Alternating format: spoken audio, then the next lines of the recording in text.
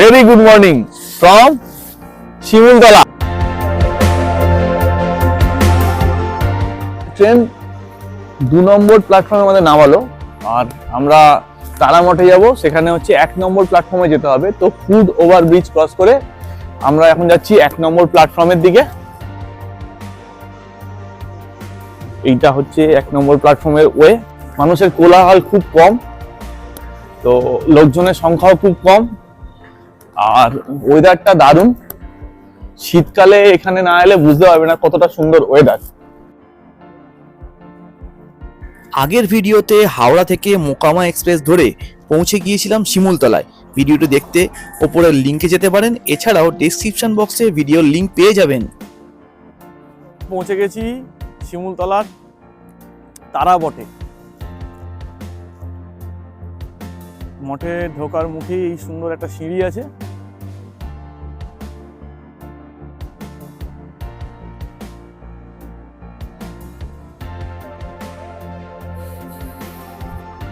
উঁচু উঁচু টিলা আর ভিলায় ভরা শিমুলতলা। বাঙালির পশ্চিমের হাওয়া বদলের একটা খুব সুন্দর জায়গা এই শিমুলতলা। তো শিমুলতলা অ্যাকচুয়ালি কেন পশ্চিমী হাওয়া বদলের জন্য বাঙালিরা আসতো?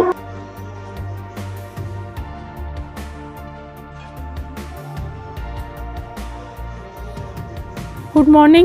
আজকে আমরা রয়েছি শিমুলতলায়, আর আমাদের এই সুন্দর মিষ্টি রোদ ঠান্ডা মিলিয়ে একটা দারুণ ওয়েদার আমরা উপভোগ করছি। আমরা রয়েছি শিমুলতলার মা তারা মঠে।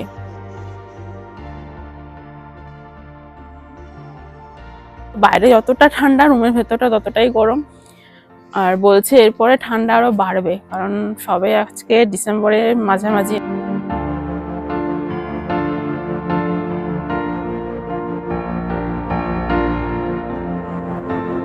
তারা লজটা একটু ঘুরে দেখি।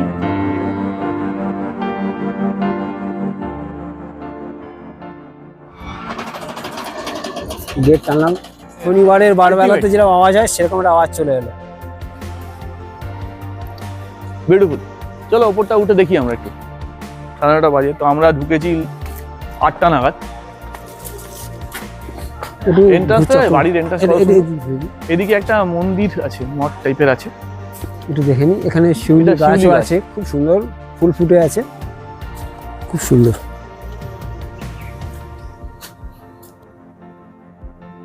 মঠের ঠাকুর ঘর এটা। জুতোটা খুলে নাও। সাধু বাবা শ্রী শ্রী তারাচরণ পরমহংসদেব। এইটা এস্টাবলিশমেন্ট হয়েছিল 1998-এ ডিসেম্বর মাসের 25 তারিখে। Newly construction. আচ্ছা, এখানে দুজনের মূর্তি স্থাপন করা আছে, খুব সুন্দর। আমাদের মোর ক্রিয়েশন ইউটিউব চ্যানেলের ভিডিও তোমাদের ভালো লাগলে চ্যানেলটিকে সাবস্ক্রাইব করে পাশে থাকা বেল বাটনটি অবশ্যই অন করে দিও, যাতে নতুন ভিডিও নোটিফিকেশন সবার আগে তোমাদের কাছে পৌঁছে যায়। এগুলো পুরো জঙ্গল। ওই যে পাঁচিল দেখা যাচ্ছে, ওই পাঁচিল পর্যন্ত সীমানা। এপারে এক দরজা আছে, জানি না দরজাটা বন্ধ নাকি।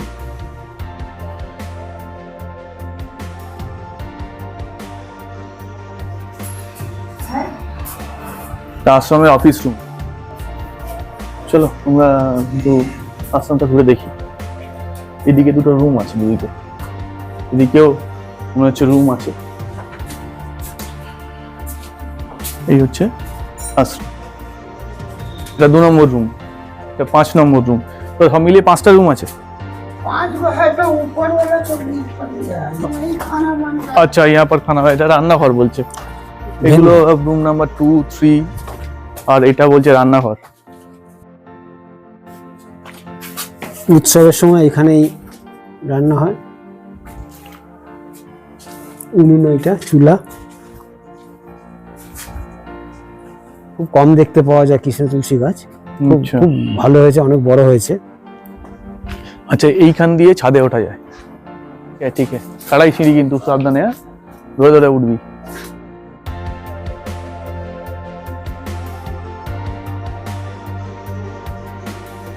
মঠের আমরা ছাদে দাঁড়িয়ে আছি। এই ওপরটা ছাদ আছে, তোমাদের দেখাচ্ছি ছাদ। এর উপরে ওঠার আর সাহস করছি না আমরা। তারপর ও মা জয় মা করতে করতে উঠছিলাম। দেখো ভেঙে গেছে, বাই চান্স পড়ে গিয়ে কোথায় ভেঙে যাবে তখন একটা অঘটন ঘটবে, দরকার নেই। বলছি এখানে সামনে একটা মন্দির আছে, মন্দিরটা দেখি না। এই যে আমরা গেছিলাম নিচের মন্দিরটায়, এটা চূড়াগাই মন্দির। ভয় লেগে যাচ্ছে সিঁড়িটা, দেখলি না একদম খাড়াই সিঁড়ি। যাই হোক, তোমাদের রুমগুলো আমি দেখাচ্ছি। Scariest stairs ever. ভোরবেলা 6টার সময় ঘুম ভেঙে গেছে পাখির ডাকে। চারিদিকে বাগান, একদম বেশ ঠান্ডা। পুরো মুড়ি ঝুড়ি দিয়ে বেরিয়ে এসে ঠান্ডাটা উপভোগ করেছি। আর এখন আমাদের স্নান টান হয়ে গেছে, আর এই মিষ্টি রোদ উঠেছে। এই রোদের মধ্যেই আমরা এখন দাঁড়িয়েছিলাম। ট্রেনে আবার শোনা যাচ্ছে, এর একদম সামনে স্টেশন। এখান থেকে প্রচুর ট্রেন এই লাইন দিয়ে যায়, বাট সব ট্রেন এই লাইনে দাঁড়ায় না। আমাদের কলকাতা থেকে অনেক ট্রেনই যায়, মহকুমা এক্সপ্রেস ট্রেন, আর একটা হচ্ছে শিয়ালদা বালিয়া। আর যদি কেউ তোমরা আসতে যাও তাহলে হচ্ছে জেসিডি জংশন নেবে, ওখান থেকে আসা যায়। ওখান থেকে হাফ অ্যান আওয়ার লাগে।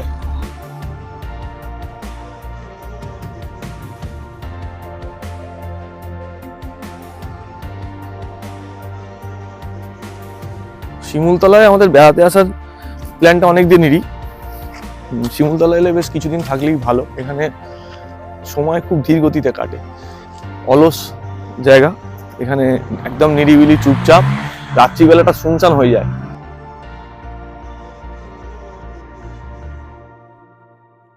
তারামঠ স্টেশন থেকে ডিস্টেন্স 5 মিনিটের, 1 নম্বর প্ল্যাটফর্ম দিয়ে স্টেশন থেকে বেরিয়ে আমরা 5 মিনিটের মধ্যে এখানে বসছি। অটো বা টোটো কিছু লাগে না এখানে আসতে।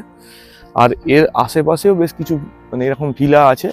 আগেকার দিনের বাঙালি বাবুরা এখানে এসে এরকম ছোট ছোট ভিলা বানিয়ে থাকতো হাওয়া বদলের জন্য।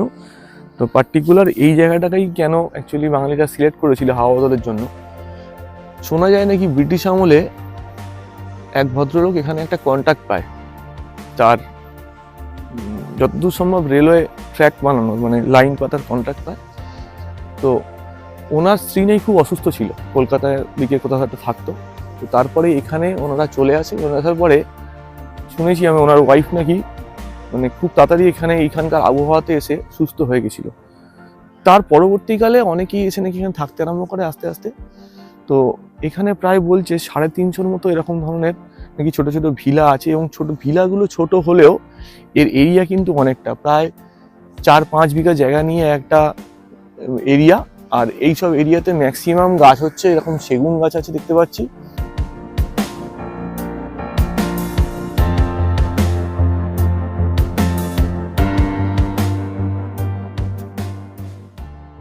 আর আমাদের রুম হচ্ছে বাদিকে, এই রুমটা আমাদের, এটা 1 নম্বর রুম।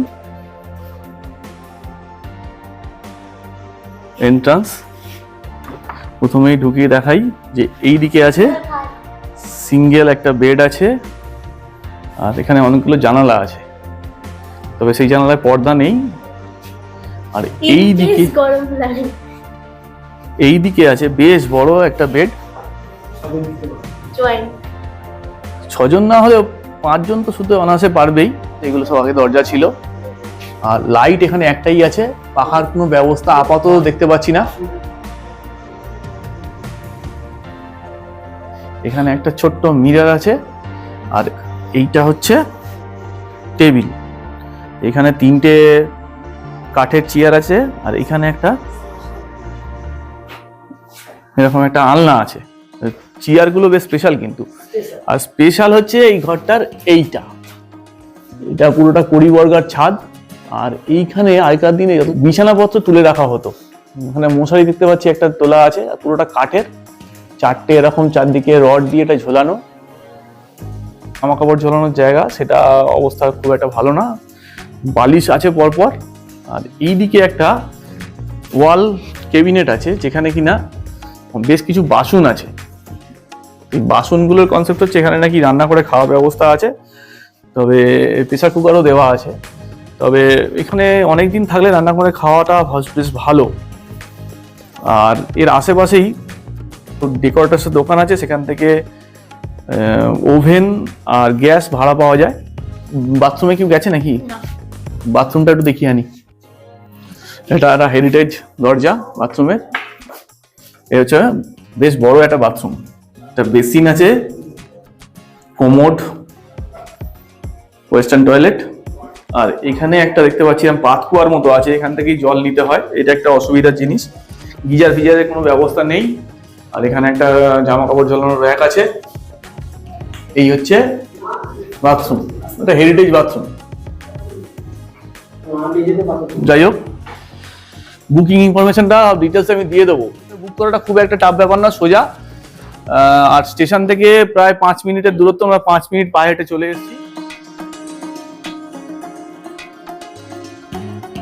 আর এই শিমুলতলা নামটা কেন হয়েছে এই জায়গাটার, সেটার একটা হিস্ট্রি আছে। এই শিমুলতলা অ্যাকচুয়ালি হচ্ছে শিমুলতলা মানে শিমুল গাছের তলা, এই কথাটা থেকেই শিমুলতলা এসছে। এখানে প্রচুর শিমুল গাছ ছিল এক সময়, এখন হয়তো অত শিমুল গাছ নেই।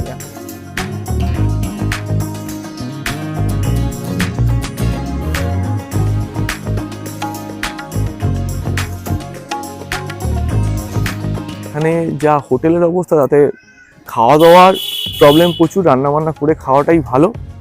এখানে মানে ডেকোরেটার্সের দোকানও আছে, প্লাস হচ্ছে এখানে বাজার আছে, সেই সব বাজার করে নিয়ে এসে এখানে এই তারামঠে আবার বাসনপত্রের ব্যবস্থাও আছে।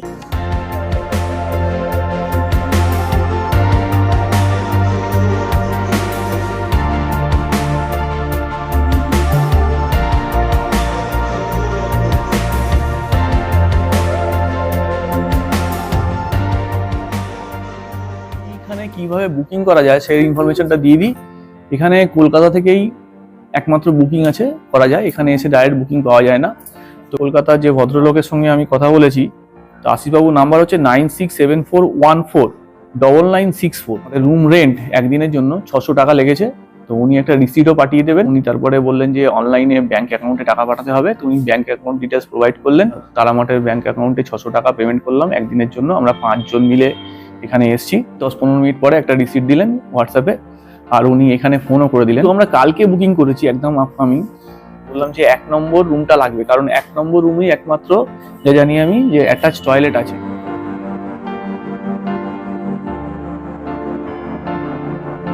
পরের দিন সকালবেলা আমরা ট্রেন থেকে এসেছি, কোনো ফোন করতে হয়নি। ট্রেন থেকে নেমে 1 নম্বর প্ল্যাটফর্ম দিকে এসে সেখান থেকে হেঁটে 1/2 কিলোমিটার কি 700 মিটার ম্যাক্সিমাম হবে, এসে বাঁ হাতে এই মঠের ঢোকার গেট ফেটগুলো একদম দেখলাম সেই পুরোনো আমলের। এইখানকার যে কেয়ারটেকার আছেন, ওনার সঙ্গে কথা বলতে জানতে পারলাম যে এই শিমুলতলা অঞ্চলে প্রায় 350 খানা এরকম কুঠি ছিল, বাট আজকে সেই কুঠি কিন্তু অনেক কমে এসেছে এবং অনেকগুলো কুঠি ভগ্নপ্রায় অবস্থায় আছে, যেখানে কোনো মানুষ থাকে না। আর আমরা যেখানে এসেছি, এটা একটা লাইকে মঠ বা আশ্রম। হেরিটেজ বাড়ি, এটা ভালো লাগলো ভিডিওটা দেখেও। এবং এখানকার বাথরুম ঘর ঠিক আছে, সব চলে যাবে। তো একটা রুম আমরা পেলাম, 1 নম্বর রুম। অবিশ্বাস্য, আনবিটেবল প্রাইস, 600, অনলি 600 রুপিসে থ্রু দ্য ফোন আমরা বুকিং করেছি। এবং যাই হোক, বেশ ভালো, অ্যাটমসফিয়ারও বেশ ভালো। এখানে পূজা আর্চা হয়, আর বছরে একদিন এখানে বড় উৎসব হয়, সেটা হচ্ছে 22শে ডিসেম্বর, বললো না, এই 22শে ডিসেম্বর এই উৎসব আছে। তো এখানে এলে তখন আর বুকিং ব্যাপার থাকে না, এখানে এসে থাকা যায়।